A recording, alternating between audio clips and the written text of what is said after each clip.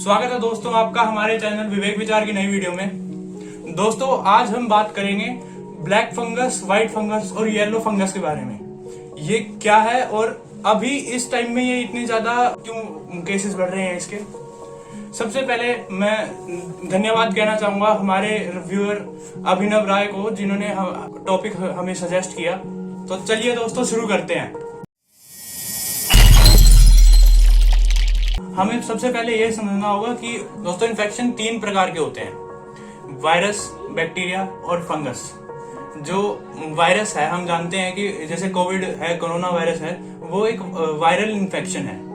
उसी तरीके से जो ब्लैक फंगस है, नाम से ही पता चल रहा है, इसे नॉर्मली जाना जाता है म्यूकोरमाइकोसिस के नाम से। ये एक फंगस है जो कि जो पेशेंट होता है उसके नाक के आसपास, चेहरे के ऊपर जो टिश्यूज होते हैं उन पर अटैक करता है। काफी सारे फंगस ऐसे भी हैं जो पूरे बॉडी पर कहीं पर भी अटैक कर सकते हैं, जैसे कि व्हाइट और येलो फंगस उसी कैटेगरी में आते हैं। लेकिन पहले हम बात करेंगे ब्लैक फंगस के बारे में। ब्लैक फंगस जो होता है वो ज्यादातर बहुत कम केसेस पाए जाते हैं और ज्यादातर उन लोगों में पाया जाता है जिनकी इम्यूनिटी बहुत ही कम होती है। क्योंकि अब कोरोना की वजह से काफी सारे लोग जो कोरोना से अभी ठीक हुए हैं, कोरोना में जब संक्रमित हुए तो फिर उन्होंने खुद अपनी तरफ से और डॉक्टरों ने उन्हें काफी ज्यादा स्टेरॉइड्स दिए, जिनकी वजह से उनकी जो इम्यूनिटी है वो काफी ज्यादा लो हो गई। इस वजह से ब्लैक फंगस के जो केस हैं वो बढ़ने लगे, क्योंकि लो इम्यूनिटी पर ब्लैक फंगस काफी तेजी से अटैक करती है। अगर कोई इंसान की और भी किसी वजह से लो इम्यूनिटी हो सकती है, जैसे कि किसी बंदे को डायबिटीज है, तो भी उसे भी उतना ही खतरा है। क्योंकि दरअसल देखा जाए तो फिर स्टेरॉइड्स की वजह से शुगर बढ़ जाती है, जो कि डायबिटीज जैसा ही एक कंडीशन है, जिसकी वजह से डायबिटीज को एक तरीके से आप सेम केस में रख सकते हैं, क्योंकि दोनों ही उस फंगस के लिए एक ही कैटेगरी में आते हैं। जो ब्लैक फंगस होती है उसके जो हम पहले सिम्टम्स के बारे में बात कर लेते हैं। तो दोस्तों जो ब्लैक फंगस के सिम्टम्स है उसे हमें जरूर ध्यान में रखना चाहिए। उसमें से सबसे पहला है नेजल ब्लॉकेट या कंजेशन, जिसमें जो नाक है पेशेंट को ऐसा लगेगा कि बंद हो रही है या फिर बहुत ज्यादा उसमें जम रहा है, या फिर ब्लैकिश नाक बहना, या फिर नाक से खून बहना, नंबनेस यानी कि सुन्न हो जाना, या फिर सूजन होना, स्वेलिंग होना, या फिर जो आपके ये गाल के जो हड्डियां होती हैं उनमें दर्द होना, जो दांत है थोड़ा सा ढीला होना महसूस होना, या फिर आंख में भी क्योंकि ये जाता है इस वजह से ब्लड विजन और डबल विजन भी हो सकता है पेशेंट को। लेकिन ये अगर ये आपको ब्लड विजन और डबल विजन बहुत ही ज्यादा हाई केसेस में पाए जाते हैं, क्योंकि उस टाइम तक आंख तक फंगस पहुंच चुकी होती है दोस्तों। लेकिन मैंने जैसा कि आपको बताया कि ये बहुत ही ज्यादा लो इम्यूनिटी वाले लोगों को होती है। कई बार क्या होता है, ये फंगस आपकी नाक से शुरू होकर आंख में जाती है, और आंख से एक बार ये चली गई तो उससे धीरे धीरे ये अंदर जाकर कई बार पेशेंट के दिमाग तक भी पहुंच जाती है, जो कि दिमाग तक पहुंचने में बहुत ही ज्यादा रेयर केस में ही बचता है इंसान। वैसे तो इसे नाक में ही रोका जा सकता है अगर इसे ढंग से पहचान लिया जाए। काफी सारे लोग अलग अलग फंगस को कोविड से रिलेट कर देते हैं कि खांसी जुकाम जो हो रहा है वो सिर्फ और सिर्फ कोविड की वजह से ही हो रहा है। लेकिन ये कोविड फिर भी आपको ठीक हो जाएगा, लेकिन अगर एक बार ये हो गया तो फिर आपके लिए दिक्कत हो सकती है। इसलिए आप डॉक्टर को जरूर एक बार चेकअप कराएं। इसके बाद आती है व्हाइट फंगस। व्हाइट फंगस जो है ये बिहार में कुछ 4 केसेस इसके मिले हैं, और व्हाइट फंगस ये बताया जा रहा है कि उससे और भी ज्यादा अपग्रेड वर्जन है, मतलब कि उससे भी ज्यादा खतरनाक है। और ये व्हाइट फंगस एक ऐसी फंगस है जो किसी भी बॉडी पार्ट के लिए लिमिट नहीं है। ये अंदर बाहर किसी भी बॉडी पार्ट पे, स्किन पे इन्फेक्ट कर सकती है।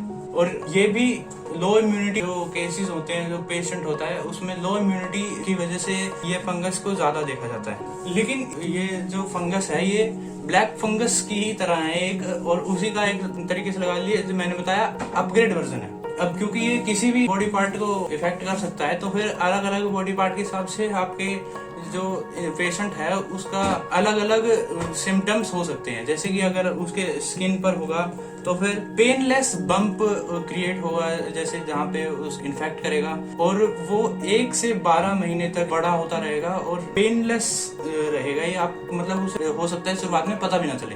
अगर मान लीजिए वो अंदर जाकर ये लंग्स में हो जाता है पेशेंट को, तो फिर कोविड की तरह ही इसमें खांसी जुकाम सांस लेने में दिक्कत, चेस्ट पेन या फिर बुखार हो सकता है। इसी वजह से लोगों को इसमें कोविड में और इसमें डिफरेंशिएट करने में काफी दिक्कत होती है। जॉइंट्स में होगा तो फिर जॉइंट्स में पेन होगा आपको। सेंट्रल नर्वस सिस्टम में भी कई बार ये हो जाता है और इसमें पेशेंट को डिफिकल्टी थिंकिंग होती है, मतलब कि सोचने में भी उसे दिक्कत होने लगती है, हेडेक होने लगता है, सीजर होने लगता है। दोस्तों जैसा कि मैंने बताया, ये फंगस भी बहुत ही ज्यादा ये देखा गया है कि लो इम्यूनिटी में ही इन्फेक्ट करती है। ये अगर आपको हो जाती है तो फिर उसके बाद भी घबराने की बात नहीं है, इसके दवाइयाँ हैं, आपको मिल जाएंगी और ये पहले भी होती थी। तो दोस्तों अभी गाजियाबाद में येलो फंगस, एक और फंगस, उसका भी अपग्रेड वर्जन आ गया, उसका एक केस सामने आया है। लेकिन इसके जो सिम्टम्स हैं वो हैं आलस होना, लेथर्जी, वेट लॉस, यानी कि एकदम से काफी ज्यादा वजन घटने लगेगा पेशेंट का, लो एपिटाइट या फिर नो एपिटाइट, मतलब कि भूख या कम लगना या ना ही लगना, संकन आई, मतलब आप जो आंखें हैं उनकी आंखों के नीचे यहाँ पे पस जमा होने लगेगी और वो पस धीरे धीरे बाहर आने लगेगी। पेशेंट को हो सकता है कि कोई जख्म हो और वो जख्म ठीक ही ना हो, वो बढ़ने लगे, उल्टा वो ठीक होना ही बंद हो जाए। ऑर्गन फेलियर और मेल न्यूट्रिशन, ये तीन जो हैं ये तो बहुत ज्यादा हाई केस में मिलते हैं दोस्तों। लेकिन ये जो फंगस होती हैं ये हमारे वातावरण में, एनवायरनमेंट में हर वक्त रहती हैं। हमारा इम्यून सिस्टम इनसे काफी ज्यादा आदी हो चुका है और वो उन्हें ज्यादा सीरियस भी नहीं लेता। लेकिन जैसा कि मैंने पहले ही बताया, लो इम्यूनिटी की वजह से ये होती हैं। इसीलिए अगर आपको या फिर आपके घर में किसी को कोविड है तो फिर आप स्टेरॉइड्स कम से कम लें। उन्हें हर एक स्टेरॉइड्स की हर एक डोज आप डॉक्टर से पूछ के लें और हो सके तो कम से कम लें। अगर आपके घर में कोई या फिर आपके आस पड़ोस में कोई कोविड पेशेंट है और उसके लिए घर में ही कई लोग क्या करते हैं, ऑक्सीजन सिलेंडर ले आते हैं। तो ऑक्सीजन सिलेंडर में क्या हो रहा है कि अब सरकार ने इंडस्ट्रियल ऑक्सीजन का भी इस्तेमाल मेडिकल में अलाउड कर दिया है, जिसकी वजह से काफी सारे लोग इंडस्ट्रियल जो सिलेंडर होते हैं ऑक्सीजन के वो घर में ले आते हैं। जो इंडस्ट्रियल सिलेंडर होते हैं वो इतने ज्यादा हाइजीनिक नहीं होते जितने की मेडिकल सिलेंडर को स्पेशली हाइजीन रखा जाता है। इसीलिए हो सके तो फिर उन्हें भी थोड़ा सा साफ कर लें, उस पर भी थोड़ी सी टाइम दे दें, क्योंकि आपने पहले ही उस सिलेंडर के लिए काफी मेहनत करी होगी, काफी मशक्कत करी होगी। आप थोड़ा सा टाइम वहां पे भी दे दें तो फिर आपकी वो और ज्यादा हो सकता है कि आपकी दिक्कत ना बढ़े, क्योंकि अगर आपके घर में किसी को अगर दिक्कत ज्यादा बढ़ेगी तो फिर आपकी भी दिक्कत ज्यादा बढ़ेगी। जो मास्क हैं, मास्क को डेली बदलते रहें, उन्हें रोज धोएं, क्योंकि जो पसीना आता है, जो मास्क पहनते हैं आजकल तो डबल मास्क पहन रहे हैं, एक के ऊपर दो, उससे क्या होता है यहाँ पे पसीना आता है माउथ पे, उसकी वजह से काफी सारा फंगस जो है वो वहाँ पे इफेक्ट करने के लिए एकदम बिल्कुल बढ़िया तरीके से, ये कह लीजिए कि आप उसे दावत पे बुला रहे हैं अगर इस तरीके से, उसके लिए बिल्कुल सूटेबल एनवायरनमेंट वो होगा।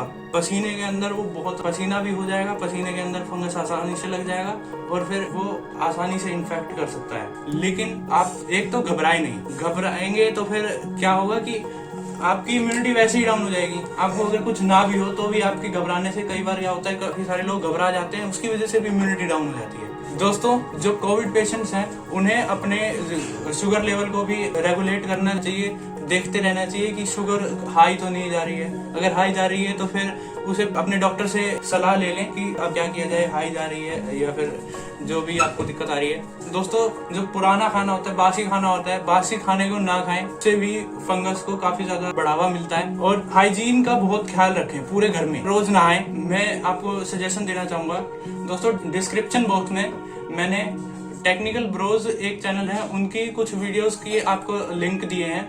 उन्होंने ऐसी वीडियोस बनाई हैं जैसे कि आप अपने आप को काम कैसे रखें, और ऐसी एप्स के बारे में भी वीडियो बनाई है, तो उन वीडियोस को आप देखें, वहां से भी आपको मदद मिल सकती है।